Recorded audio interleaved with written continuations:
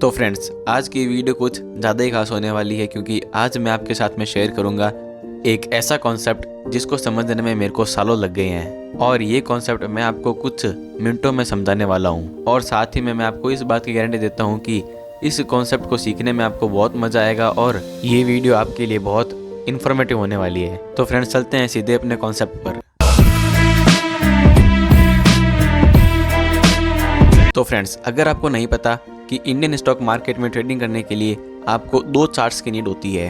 पहला, जो आप ट्रेडिंग व्यू पर व्यू करते हो, और दूसरा प्रीमियम। और आज का हमारा टॉपिक प्रीमियम पर बेस है। अब प्रीमियम खुद ही अपने आप में एक कॉन्सेप्ट है, तो मैं इतना डीपली आपको नहीं समझा सकता क्योंकि फिर हम अपने टॉपिक से भटक जाएंगे। तो मैं आपको थोड़ा बहुत ऊपर से बता देता हूँ कि हमारी ट्रेडिंग में प्रीमियम का रोल क्या होता है। तो फ्रेंड्स, जैसा कि आप अपने ट्रेडिंग व्यू के चार्ट पर देखते हो, इतनी बड़ी बड़ी कैंडल्स जैसे 100-150 पॉइंट कैंडल होती है। तो ये ज़रूरी नहीं है कि इतनी बड़ी बड़ी कैंडल से ही हमारा प्रॉफिट हो। तो ज़रूरी क्या है? ज़रूरी है प्रीमियम का मूव होना। चाहे ट्रेडिंग व्यू के चार्ट पर कितना ही बड़ा मूव आ जाए, लेकिन अगर प्रीमियम में कुछ मूवमेंट नहीं होगा, पॉसिबल ही नहीं है कि आपका प्रॉफिट हो जाए। तो अब मूव ऑन करते हैं लाइव मार्केट में और डिस्कस करते हैं हमारा आज का टॉपिक। तो फ्रेंड्स, अभी आपके सामने ओपन है दो चार्ट, एक हमारा ट्रेडिंग व्यू वाला और एक हमारा प्रीमियम का चार्ट। प्रीमियम का चार्ट आपको हर ब्रोकिंग ऐप प्रोवाइड करवाती है। अब इससे मैं आपको ये समझाना चाहता हूँ कि जो आप ट्रेडिंग में P&L देखते हो, उसके पीछे का रीज़न होता है हमारा प्रीमियम का चार्ट। जो भी हमारे प्रॉफिट या लॉस के जो नंबर्स होते हैं, उनके पीछे का बेस होता है प्रीमियम का चार्ट। अगर प्रीमियम मूव करेगा तो लॉस होगा, अगर प्रीमियम मूव करेगा तो ही हमारा प्रॉफिट होगा। अगर ट्रेडिंग व्यू के चार्ट पर भले कितना ही बड़ा सेल ऑफ दिख जाए, लेकिन अगर प्रीमियम मूव नहीं करेगा तो बड़े एक्शन के फेवर में आपके पोर्टफोलियो पर छोटा सा इम्पैक्ट पड़ेगा। और ऑन द अदर साइड, अगर आपके ट्रेडिंग व्यू के चार्ट पर ज़्यादा मूवमेंट नहीं हो रहा और आपका प्रीमियम जंप कर रहा है, तो छोटे एक्शन में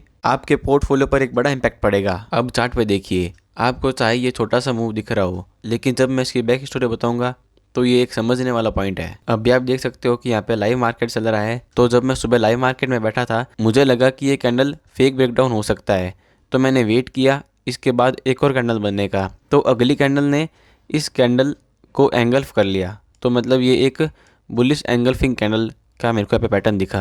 तो फटाफट से मैंने यहाँ पे एक स्कैल्पिंग ट्रेड करने की कोशिश की क्योंकि ऊपर यहाँ पे एक मेजर सपोर्ट है, इसलिए। तो ये था मेरा इस ट्रेड का सिंपल सा लॉजिक। लेकिन बात यहाँ पे एक लॉजिक की नहीं है, क्योंकि इंटरेस्टिंग पार्ट अब यहाँ से शुरू है। अब मैंने यहाँ पे ट्रेडिंग व्यू का चार्ट क्लोज कर दिया है और खोल लिया है प्रीमियम का चार्ट, और साथ ही में हमारे पास है कैलकुलेटर। अब मैंने प्रीमियम के चार्ट के हिसाब से एंट्री ली थी 175, लगभग 175 के आसपास। तो हम 175 को इंटू 75 कर देंगे क्योंकि निफ्टी 50 के एक लॉट में 75 क्वांटिटीज़ आती है। तो मेरी यहाँ पे एक लॉट के पीछे कैपिटल यूज़ हुई 13125। अब मैंने ट्रेड एग्जिट की थी 190 पे। तो अब हम 190 को इंटू 75 करेंगे, तो हमारे सामने आता है 14250। अब इसमें से माइनस करेंगे 13125, जो हमारी ट्रेड लेने के पीछे की कैपिटल थी। अगर उसमें से हम ये माइनस कर देंगे तो हमारा प्रॉफिट निकलता है 1125। और अब हम अगर 13125, जो कि हमारी ट्रेडिंग कैपिटल थी, अगर हम इसका 10% निकाले तो निकलता है 1312। अगर आपको कुछ भी समझ में नहीं आ रहा है तो मैं आपको सिंपली बता दूं कि मैंने अभी किया क्या है। मैंने अभी अपने कैपिटल के पीछे का, इस ट्रेड के पीछे का मेरा कितनी कैपिटल के ऊपर मुझे कितना % रिटर्न मिला है, अभी मैंने वो कैलकुलेट किया है। तो नंबर्स के अनुसार एक मार्केट में सुबह सुबह इतनी सी ट्रेड लेने के पीछे अंदाजन 9 से 9.5% का रिटर्न मिला है मुझे मेरे कैपिटल के ऊपर। रियली, क्योंकि अगर हम SBI के FD इंटरेस्ट रेट देखें, वो भी पर एनम, मतलब एक साल के FD के रिटर्न्स, तो वो 3.50% से लेकर 7.25 पर एनम। और हमको यहाँ पे फ्यूचर एंड ऑप्शन में केवल एक 30 पॉइंट्स का ट्रेड लेने पर हमको यहाँ पे हमारे कैपिटल पे 9 से 9.5% का रिटर्न मिल रहा है। तो इससे मैं आपको ये बताना चाहता हूँ कि लोग होते हैं जो अपनी बैंक में FD करवाते हैं, और लेकिन बैंक उन पैसों को अपने जेब में तो नहीं रखती, वो उन पैसों को डालती है स्टॉक मार्केट में। तो ऑटोमेटिकली हमारा पैसा इन्वेस्ट हो रहा है स्टॉक मार्केट में। बैंक्स हमारे पैसों से स्टॉक मार्केट से कितना रिटर्न बनाती है, इसका हमको अंदाज़ा भी नहीं है। और एक्सचेंज में हमको क्या मिलता है? 5%, से 8%, वो भी रेयर केसेस में। अब इंडिया में फाइनेंस एजुकेशन इतनी कमज़ोर है कि लोग स्टॉक मार्केट को जुआ समझते हैं और बैंक को अपना भगवान। लेकिन उनको ये सैड रियलिटी नहीं पता कि जो पैसा वो एफडी में इन्वेस्ट कर रहे हैं वो बैंक आगे जाके उनको स्टॉक मार्केट में इन्वेस्ट करती है। अब मैं आपको यही नहीं कह रहा कि आप फ्यूचर एंड ऑप्शन करके साल के 100% रिटर्न बना लोगे, नहीं।